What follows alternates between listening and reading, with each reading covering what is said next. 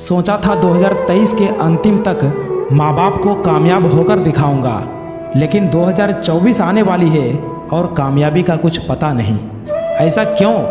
क्या गलती, क्या खता हुई मुझसे? आखिर मेरे साथ ही ऐसा क्यों?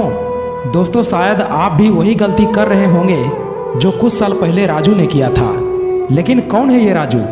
आइए जानते हैं इनकी पूरी कहानी। राजू नाम का एक लड़का जो एक छोटे से गांव से बिलोंग करता था।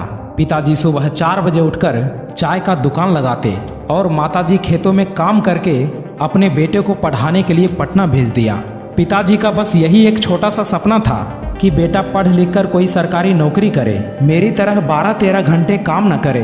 राजू पढ़ाई में एवरेज था और पटना आकर इसने एसएससी की तैयारी करने लगा और आसपास के लोगों से बातचीत करने के बाद इसने हर सब्जेक्ट का अलग अलग कोचिंग पकड़ लिया, जिसके कारण इसे 24 घंटे में से 8 से 9 घंटे कोचिंग में ही निकल जाता था। ये ना तो सही समय पर खाना बना पाता था और ना ही सही समय पर सो पाता था, और घर से इतने पैसे मिल नहीं रहे थे कि इतने महंगे रूम रेंट देने के बाद मेस में खाना खा सके, अपनी मेस लगवा सके। दोस्तों, राजू का सिलेबस अभी आधा ही कंप्लीट हुआ था कि इसे डेंगू नाम की एक बीमारी हो जाती है। उसके बाद राजू के पिताजी राजू को गांव बुला लेते हैं और राजू को इस बीमारी से रिकवर होने में पूरे 20 दिन लग गए और 20 दिन के बाद इसने क्लास को ज्वाइन किया। अब जाहिर सी बात है कि 20 दिन में 2-3 चैप्टर तो छूटना ही था, और इसी चैप्टर को मैनेज करने के लिए राजू ने अपना बैच को ही बदल लिया। और इसी बैच में प्रिया नाम की एक लड़की पढ़ती थी जो राजू के ही आसपास वाले गांव की थी। धीरे धीरे करके बातचीत हुआ और फिर दोस्ती हुई, लेकिन यही दोस्ती कब प्यार में बदल गया राजू को पता ही नहीं चला। उसके बाद राजू क्लासेस के बाद रिवीजन के टाइम में चैटिंग करने लगा।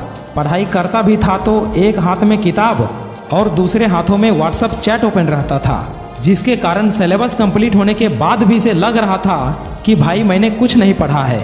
ना तो मॉक में अच्छे नंबर आ रहे थे और ना ही कोई एग्ज़ाम निकल रहा था, क्योंकि सिर्फ सिलेबस कंप्लीट करने से ही कुछ नहीं होता, बल्कि कोई भी एग्ज़ाम को क्रैक करने के लिए proper revision, proper mock test भी लगाने होते हैं, जो राजू ये सब बिल्कुल भी नहीं किया था। देखो, प्यार करना बुरी बात नहीं है, लेकिन प्यार के चक्कर में अपना लक्ष्य, अपना गोल, अपने माता पिता के सपने को भूल जाना बुरी बात है। दोस्तों, एक दिन राजू अपना गाँव आता है और उसी दिन इसके पिताजी का तबीयत बहुत ही खराब हो जाता है।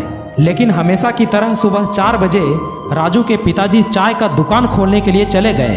राजू ने रोकने की बहुत कोशिश की कि पिताजी मत जाइए, आपको बुखार है, लेकिन पिताजी नहीं माने।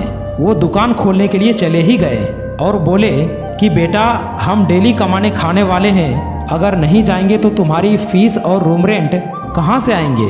बेटा, जब तुम्हारी जॉब लग जाएगी ना, तब हम आराम करेंगे। और इतना बात सुनकर राजू के आंखों में आंसू आ गया और उस दिन राजू को एहसास हुआ कि यार, पिताजी कितने मेहनत कर रहे हैं, मुझे पढ़ाने के लिए अपना सब कुछ दांव पर लगा दिए और कितनी उम्मीदें हैं हमसे, और हम केवल टाइम पास कर रहे हैं। यार, जब पिताजी सुबह 4 बजे उठकर काम पर जा सकते हैं तो हम सुबह 4 बजे उठकर पढ़ाई क्यों नहीं कर सकते? राजू उसी क्षण अपना बोरिया बिस्तर समेट कर पटना चला गया और एक कमरे में बंद होकर daily revision, daily mock test लगाने लगा। और इसने ठान लिया कि अब बहुत हुआ टाइम पास, अब वक्त आ गया है मेहनत करने का, अब वक्त आ गया है माँ बाप का सपना पूरा करने का। और 1 साल की कड़ी मेहनत के बाद इसने सीजीएल एग्जाम को क्रैक करके अपने माँ बाप के सपने को पूरा किया।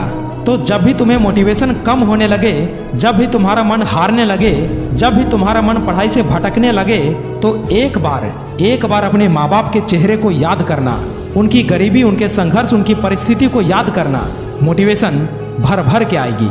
कहानी पसंद आई हो तो अपने दोस्तों के साथ शेयर जरूर करें। मैं मिलता हूं आपसे अगली वीडियो में, तब तक के लिए जय हिंद, जय भारत।